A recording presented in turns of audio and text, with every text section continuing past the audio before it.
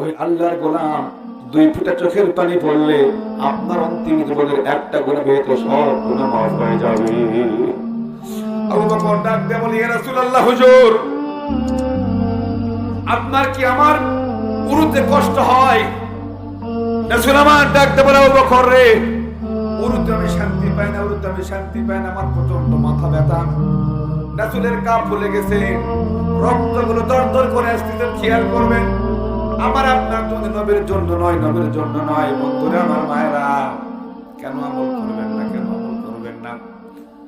হাদিস শরীফের মধ্যে আসছে, কেবলমাত্র সাহাবাকে দেখে বলে, ওই যে দেখা যায় সাদা একটা পাথর, ওই পাথরকে যে আমার নবী, আমি নবী সালাম দাও, এ পাথর নবী তোমাকে সালাম দিয়েছে। পাথর নিজ থেকে দৌড়ায় দৌড়ায় আসে আমার কাছে বালিশ হয়ে যাবে।